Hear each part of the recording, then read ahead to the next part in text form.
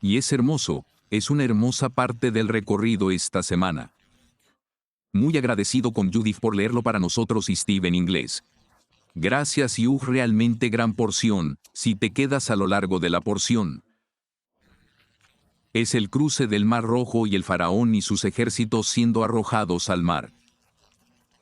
Y es un gran triunfo, y lo vemos cantar el cántico de Miriam y Moisés después de la travesía. Y luego vemos que volvemos a tener esto en Apocalipsis, estaremos cantando el cántico de Moisés. Que esa última gran liberación del pueblo de Dios, de los faraones de este mundo, los sistemas de este mundo. Nos dio un gran mensaje la semana pasada sobre el sistema del faraón. El sistema mundano, que todavía está en funcionamiento, todavía estamos luchando con Egipto hasta cierto punto en el sistema mundial. Pero el reino de Dios es para siempre. Es eterno y eventualmente se fusionará y llenará el mundo entero. Y tendremos la gran victoria. Pero en lugar de enseñar en la parte del recorrido desde Besjalot, sentí que el Señor ponía en mi corazón la necesidad de regresar y revisitar la misión. La visión de la ciudad en la colina. Y lo que Él nos ha llamado a hacer y nuestra parte en su mandato en el mundo. Y entonces voy a tomarme un tiempo y hacer una miniserie. Y lo he titulado Encontrar un nuevo centro. Y confío en que será una gran serie para nosotros cuando regresemos. Y mira lo que Dios nos llamó a hacer aquí en City on the Hill. ¿Cuál es nuestra misión? ¿Cuál es nuestra visión y cómo somos parte de ella? Pero antes de entrar en el mensaje, como parte del mensaje realmente, quiero compartir una historia. Contigo, ¿cuántas historias te gustan? Las historias son muy divertidas, muchachos. Ellos, todavía tienen hora de la siesta y no pueden esperar a la hora del cuento. Sí, las historias son las cosas que se quedan con nosotros, son las cosas que recordamos. Así que quiero contar una historia que quizás ayude a ilustrar lo que quiero hablar hoy.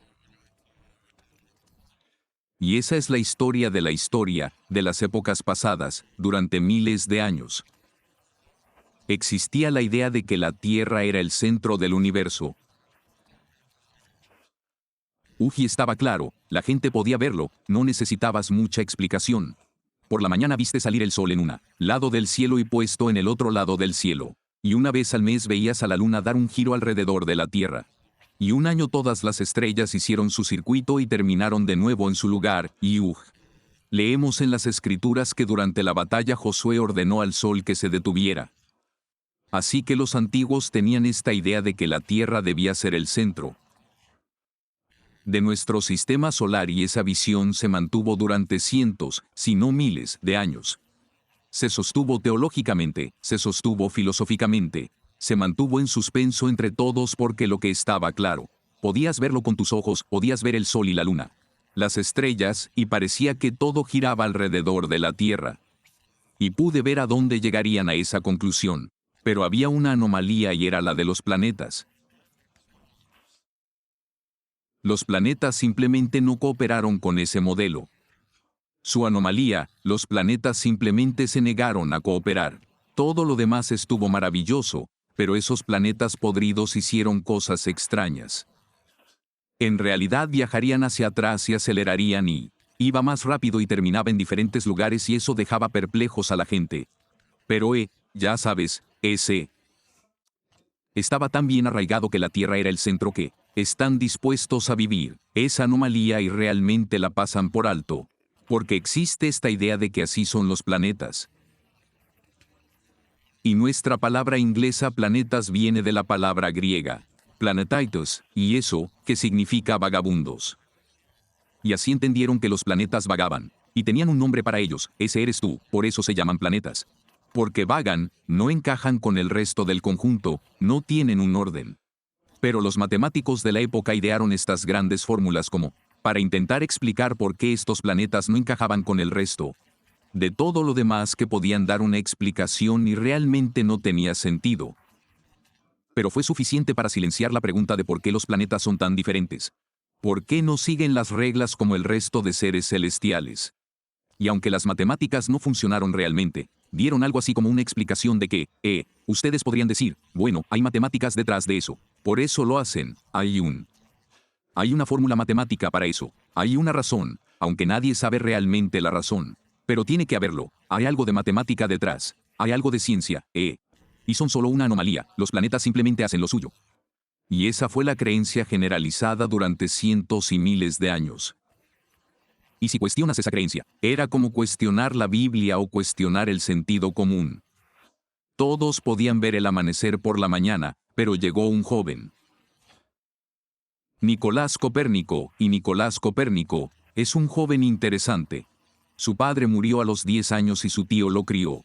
Y tenía fascinación por las estrellas y la astronomía y se construyó a sí mismo su propia plataforma de observación donde podía observar el movimiento del seres celestiales y se le ocurrió una idea interesante que de alguna manera había para explicar la anomalía de los planetas y de alguna manera simplemente no encajó y no estaba contento con el status quo, no estaba contento con las respuestas que estaba dando. Obtener de los teólogos bien conocidos y respetados los bien conocidos y respetados. El científico de su época no estaba contento ni siquiera con el sentido común que decía que quería. ¿Por qué los planetas no cooperan? ¿Por qué son vagabundos? ¿Qué está pasando aquí realmente? Y se le ocurrió la idea revolucionaria. Y su idea revolucionaria fue esta teoría heliocéntrica de nuestro sistema solar. Idea radical de que el Sol es en realidad el centro de nuestro sistema solar, en lugar de la teoría geocéntrica de que la Tierra es el centro. Y fue burlado por los llamados expertos de su época, los teólogos y todos los gente que debería saberlo mejor. Ellos lo dijeron, no puede ser así. Porque todos sabemos que así es, que la Tierra es el centro. No puede ser el Sol, eso lo sabemos, eso es sentido común, es lógica. Lo vemos con nuestros propios ojos. Pero fue a publicar sus hallazgos en la Revolución. Ve Orbium Celestium o las revoluciones de las esferas celestes y N.S. Postuló su teoría y proporcionó matemáticas para respaldarla y, de hecho, se lo dedicó al Papa Pablo II. La Iglesia Católica, y no se dieron cuenta, lo hizo de forma discreta. Pero cuán peligrosas eran en realidad sus ideas. Al principio, ellos están bien con sus matemáticas. Pero sus matemáticas dieron lugar a lo que se conoció como la Revolución de Copérnico. Y realmente el comienzo de la ciencia moderna. Y la idea de que la Tierra no es el centro del sistema solar. Que hay un centro diferente y que teníamos el centro equivocado. Durante mucho tiempo y la gente se inspiró en su trabajo. Johannes Kepler continuó su trabajo y realizó aún más estudios sobre el movimiento de los planetas y dio una explicación aún más completa que la de Copérnico. Y detrás de él vino Galileo. Y Galileo inventó el telescopio con el que podíamos verla, seres celestiales y observar sus patrones y observar sus movimientos. E inspiró a Isaac Newton, e Isaac Newton continuó con más elementos del telescopio y el asombroso intelecto y genio y capaz para comprender la gravedad y cómo la gravedad mantiene unidos a los planetas y es lo que causa la rotación y la fracción de luz y el alcance de los colores y simplemente mente brillante e increíble que estaba en Isaac Newton e Isaac Newton inspiró uno que usted podría saber aún más reciente. Albert Einstein con su igual a mc² de masa. Y la energía y mente asombrosa que tenía Albert Einstein. Pero todo esto se debió en gran medida a Nicolás. Copérnico creía que tenía que haber una explicación para las anomalías. No se conformó con quedarse con el status quo y simplemente, para seguir la historia que se había transmitido durante cientos de años, miles de años que la Tierra era el centro, él cambió el centro al Sol. Y de ahí surgió una revolución seria, se convirtió en la revolución científica. Inspiró a la gente a reordenar su mundo y para reordenar su forma de pensar y hacer preguntas. No solo asumir que las cosas son como tal vez siempre han sido. Pero existe un verdadero paralelismo entre lo que vio Copérnico con anomalía de los planetas y lo que vemos con la anomalía de los llamados judíos errantes.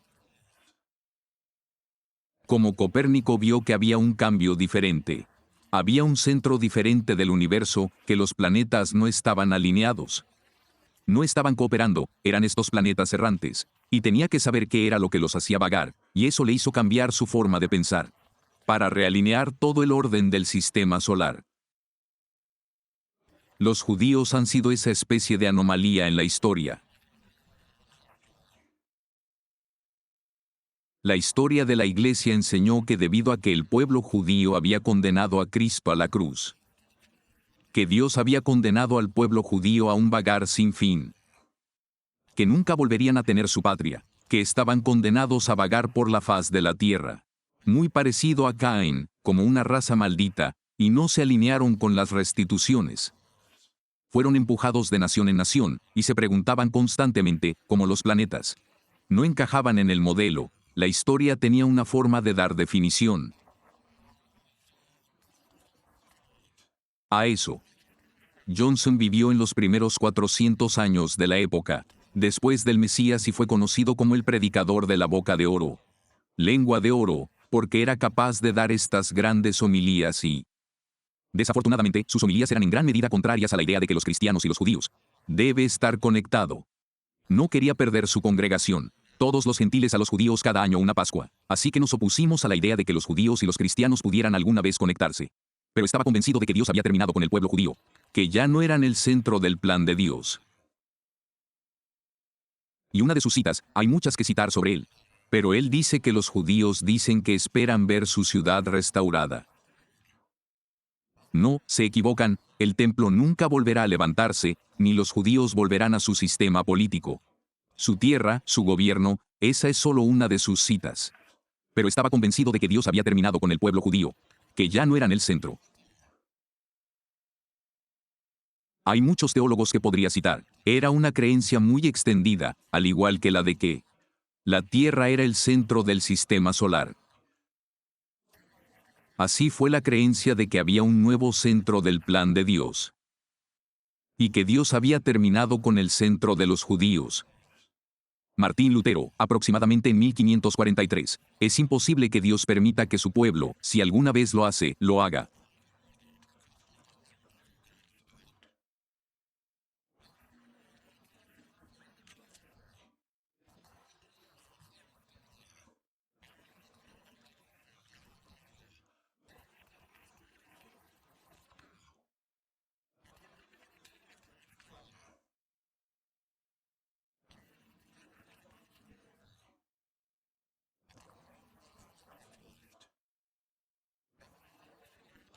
Los judíos alguna vez regresan a la tierra. Estaba tan convencido de que Dios había terminado con los judíos. Gente que si los judíos alguna vez regresaran a su patria, si alguna vez volviera a Jerusalén, sería el primero en ser circuncidado. Lo que significa que sería el primero en convertirse en judío. Estaba tan convencido de que nunca volverían. Y quizás uno de los peores, John Justin Martyr. En realidad, 135 después de Cristo, en el primer siglo. El verdadero Israel espiritual se refiere a aquellos que han sido guiados a Dios a través del crucificado Cristo. Justin Martyr mueve el centro y dice que el pueblo judío no es el verdadero Israel. El verdadero Israel es el pueblo de Jesucristo. Y de sus enseñanzas y de otras conocemos la doctrina que vino. A partir de esa teología del reemplazo, Dios había hecho algo nuevo. Había reemplazado al pueblo judío con la Iglesia. Y ahora todas las bendiciones y promesas que fueron prometidas al pueblo judío, ahora se cumplieron espiritualmente en la Iglesia. Pero todas las maldiciones, todo eso, que quedó con el pueblo judío, las bendiciones llegaron a la Iglesia. Y cualquier promesa de regresar a la tierra o ser restaurado se espiritualizó. Que Jerusalén no es la Jerusalén física, que Jerusalén es una Jerusalén celestial. Y que Sión es el cielo, y que todas estas cosas solo representan cosas espirituales que no debemos esperar que el pueblo judío regrese. Y eso funcionó muy bien durante aproximadamente 1900 años más o menos. Especialmente hasta 1948. 1948, algo significativo sucedió, Israel volvió a ser nación. De repente, tuvieron que pasar 2 años de mala teología. Los reconciliados con los judíos están de vuelta en el L. Calvo, Lutero no pensó que sucedería. Pasó, Justin Martyr no pensó que sucedería. Ironasius, todos los líderes de la época dijeron, no, el centro del mundo no es el pueblo judío. El centro del mundo es la Iglesia. Y todo gira en torno a eso, todos los planes de Dios giran en torno a eso. ¿Y cómo puedes cuestionarlo? Porque lo podemos ver. El pueblo judío vaga de nación en nación. ¿Cómo podrían volver a ser el pueblo de Dios? Pero Dios, 1948, Dios dice, lo haré.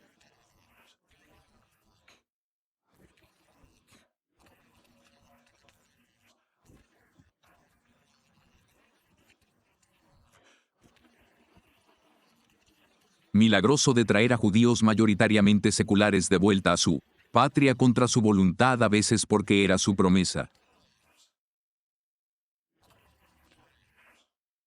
Y desde 1948 hemos tenido que aceptar que posiblemente nos hemos equivocado de centro. Aún no ha sido derribado por completo. Todavía existe la idea de que el centro no es el pueblo judío.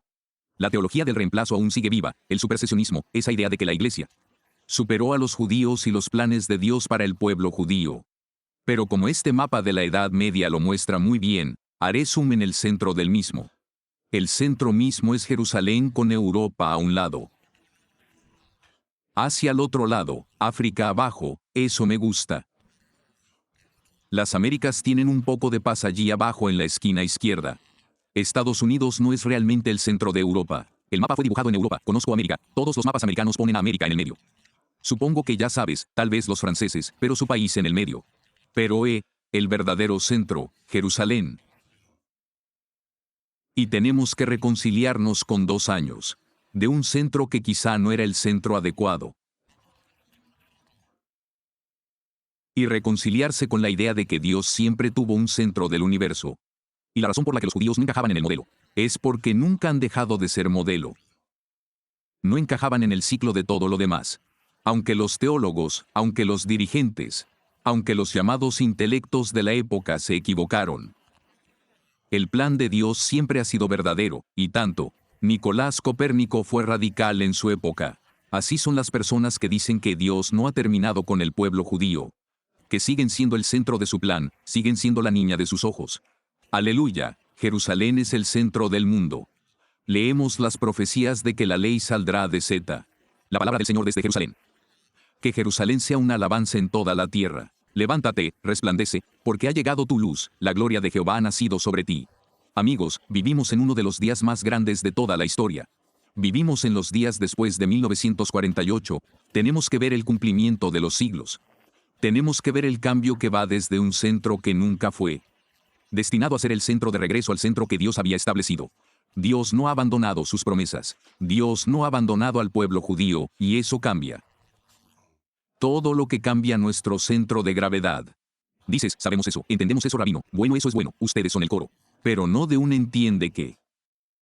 Y yo diría que tiene implicaciones mucho más amplias, alcanzando más de lo que incluso hemos comenzado a arañar la superficie. Si Israel, el pueblo judío, es el centro, ¿qué significa eso para nuestra órbita? ¿Cuál debería ser el centro de nuestro universo? ¿Cuál debe ser el centro de nuestra visión, de nuestra misión? Si el plan de Dios para esta época es restaurar al pueblo judío, ¿cuál debe ser nuestro plan? Me gusta la forma en que lo dijo el rabino Sandler.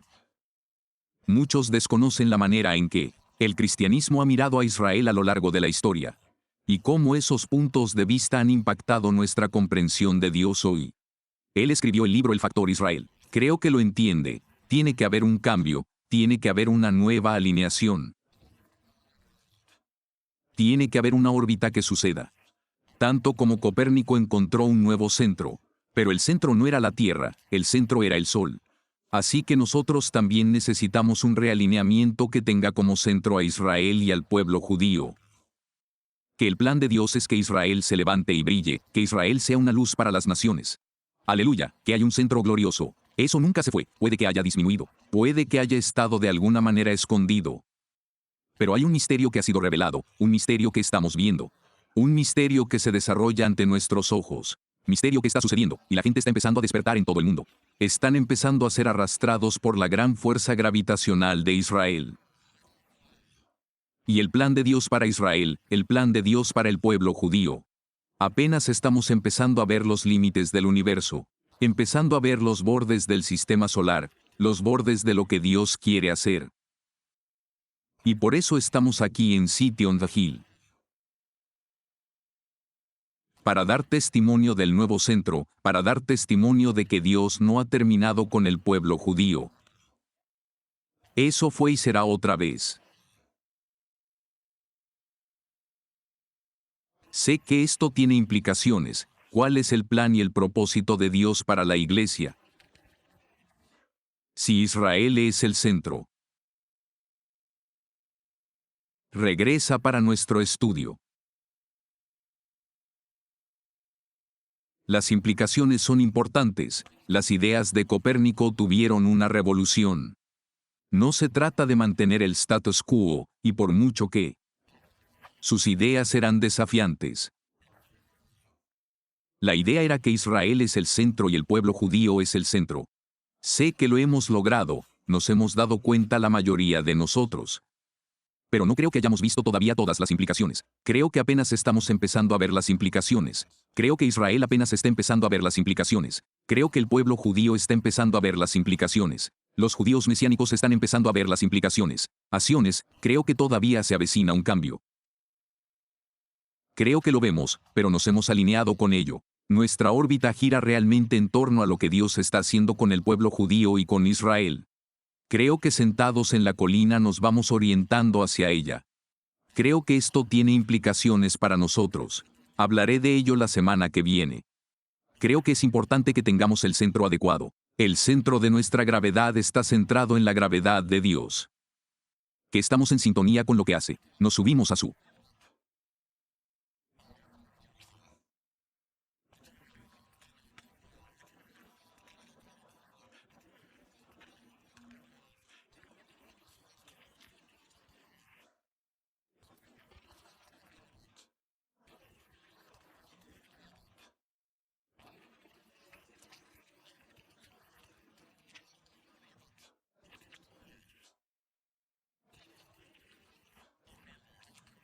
favor en eso, así que quédate con nosotros. Hablaremos de estas cosas a medida que avancemos, pero es emocionante. Dios nos puso para la revolución. Él nos ha llamado a ver cosas que otras personas no ven. Él nos ha llamado a ser embajadores, administradores de ese mensaje y de todas sus implicaciones. Aleluya, es un gran lugar para estar. No a todo el mundo le gusta Nicolás Copérnico, pero su mensaje. Cambiar el mundo. Creo que el mensaje de realineamiento cambiará el mundo. Creo que por eso nos ha llamado. Nicolás Copérnico estaba solo en gran medida, ni siquiera estaba de acuerdo con él, pero su voz era la única. Llorando en el desierto diciendo, ese no es el centro, este es el centro, y somos la única voz que clama en el desierto a veces. Te sientes solo, tus amigos de la iglesia no entienden, tus vecinos no lo entienden, pero tú has visto algo. Has estado en la cima de la montaña, has visto una alineación, has visto un cambio. Ha provocado un cambio en tu vida, has cambiado tu orden semanal. Has cambiado tus vacaciones, has cambiado la forma en que educas a tu familia. Ha provocado un cambio en sus vidas y les ha costado lo mismo que le costó a Nicolás Copérnico. Pero amigos, les digo que la recompensa es grande. Comenzó una revolución que cambió el mundo. Él puso en marcha cosas que todavía siguen sucediendo en nuestros tiempos. Creo que nuestra reforma, nuestro reajuste no es menos importante que el de Nicolás Copérnico. Revolución, la revolución caperuniana, yo la llamo la revolución mesiánica. Aún no hemos empezado a ver todos sus frutos. Oh, quiero predicarlo todo en un día, pero tendrás que volver la semana que viene si quieres más. Aleluya, se avecina un realineamiento. Y eres parte de ello, eres parte de los primeros frutos de ello. Vamos juntos, emprendamos este viaje. Alineemos nuestras vidas con el Dios del universo y su centro. Y verás cómo todo va entrando. Las órbitas se alinearán, veremos nuevos frutos, veremos nueva vida surgir. Es increíble, aleluya, y por eso solo quiero seguir predicando. Puedes estar conmigo. Aleluya, gracias Señor. Déjame vincularlo con nuestra parte del recorrido, cerraré con esto. Al final de la parte del recorrido tenemos esto donde tienen. Pasaron por el Mar Rojo y obtuvieron esta gran victoria. Ellos ven al faraón y sus ejércitos allí ahogarse en el mar y luego ellos.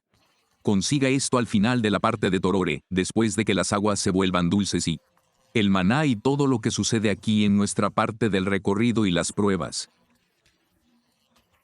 Y la Maraba y el Uja al final de la parte del tour terminamos con esta guerra con Amalek y es una especie de misterio esta guerra con Amalek porque los malecitas no realmente tienen una tierra, parecían ser este pueblo nómada errante, veamos lo que viene.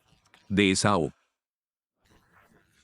y los descendientes de Esaú, pero los malecitas atacaron a Israel. Y no hay una razón clara por la que los israelitas no hayan pasado por su tierra. Los israelitas no los han traspasado. En realidad no representan una amenaza para ellos porque los malequitas también están deambulando por ahí. Así que tenemos dos grupos errantes y hay mucha naturaleza salvaje para pasear. Pero atacan al pueblo judío, y ahí es donde retomamos la historia. Y quiero recorrer algunos de estos versículos y ver cómo se relacionan con esta visión. Así dice, entonces vinieron los amalecitas y pelearon contra Israel en la repudiación. Moisés le dijo a Josué, escoge hombres, sal y pelea contra los amalecitas. Mañana estaré en la cima de una colina con el bastón de Dios en mi mano. Entonces Josué hizo como Moisés le había dicho, peleó contra los malhechores. Mientras Moisés, Aarón y ella subieron a la cima del monte. Y cuando Moisés alzó su mano, Israel prevaleció, pero cuando él bajó su mano, los malequitas prevalecieron. Las manos de Moisés se cansaron. Tomaron una piedra y la pusieron debajo de él, y se sentó.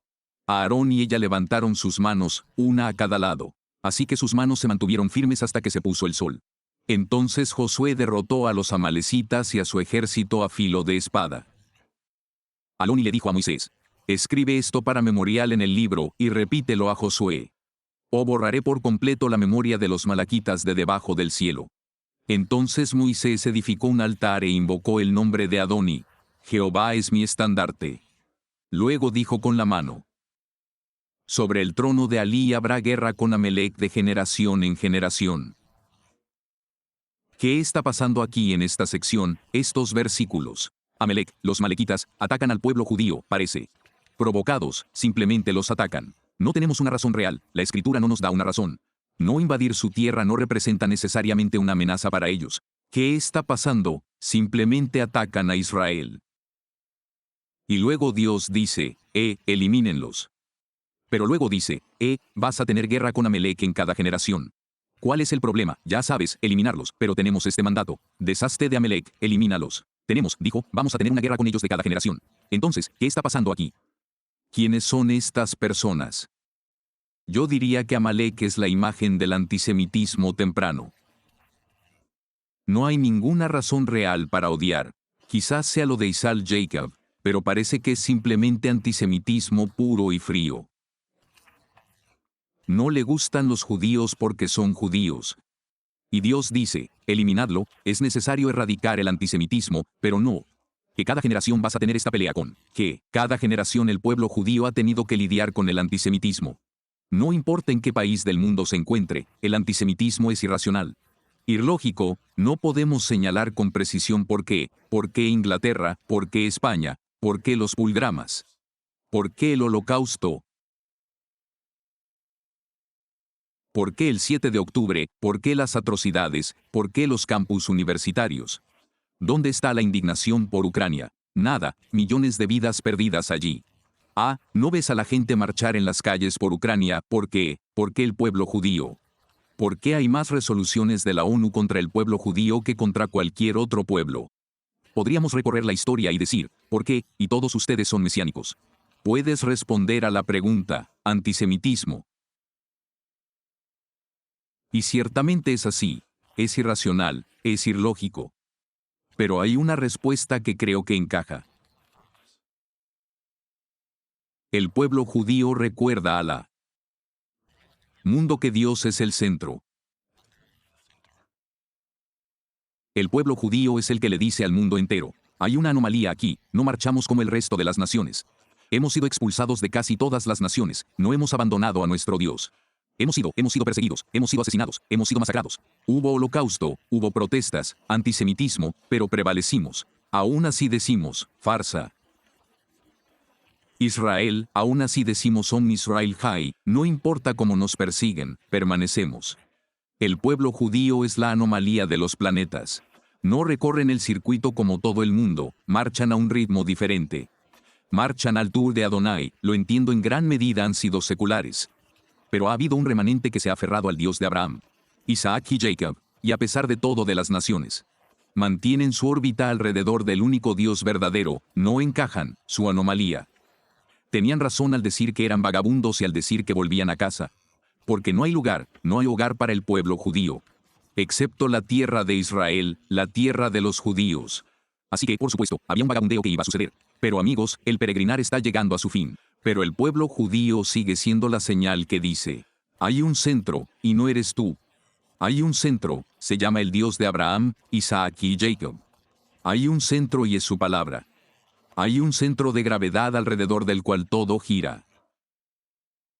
El pueblo judío, de entre todos los pueblos, es una señal maravillosa de que hay un Dios en el mundo. Y que su promesa, su palabra es verdadera, no hay mayor testimonio. La verdad de la palabra de Dios que el pueblo judío regresó a su tierra después de casi 2.0 años. Contra todas las profecías, contra todas las expectativas, contra toda realidad, de vuelta a la tierra, tal como Dios dijo que sucedería. Habían regresado a casa en un estado de impureza ritual, siendo asimilados en las naciones. Pero Dios roció agua sobre ellos, restaurándolos para que sean la cabeza y no la cola, arriba y no debajo, restaurando el centro de su plan. Entonces, ¿por qué la persecución, si se puede exterminar al pueblo judío? Puedes borrar el registro de Dios.